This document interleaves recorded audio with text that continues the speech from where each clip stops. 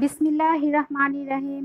আসসালামু আলাইকুম viewers, Ayesha's home রেসিপিতে সবাইকে স্বাগতম।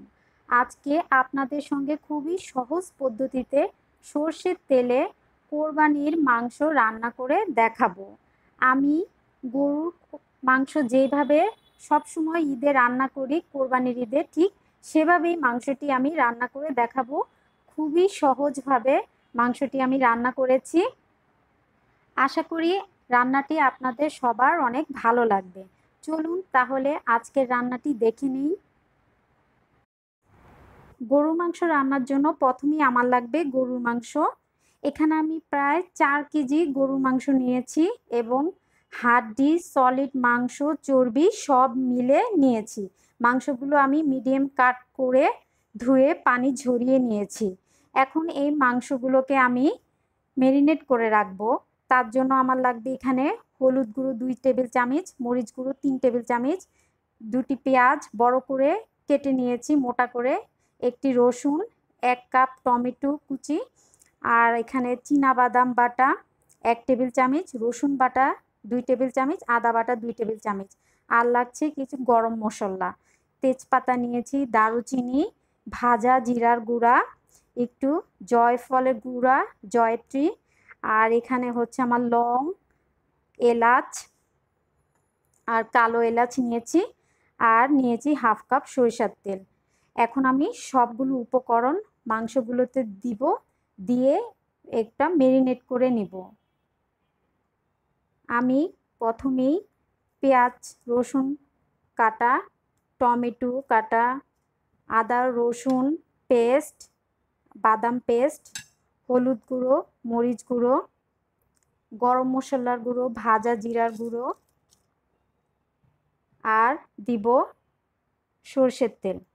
এখানে আমি অল্প একটু সরিষার তেল দিয়ে মাখাবো, আর কিছুটা আমি পেঁয়াজ বেরেস্তার জন্য রেখে দিব, আর দিয়ে দিব আমি স্বাদ মতো লবণ দিয়ে এগুলো আমি সব মেখে নিব।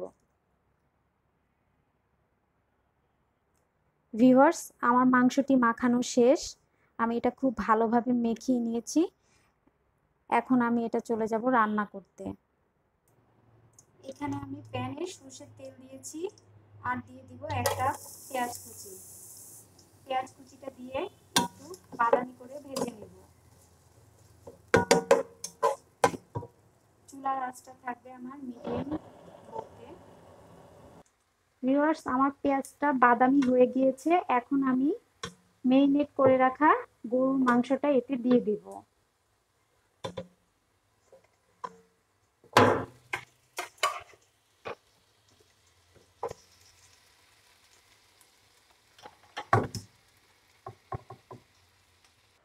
আমার মাংসটি দেওয়া শেষ। এখন আমি এটা ঢেকে রাখবো আর অপেক্ষা করব বলক আসা পর্যন্ত।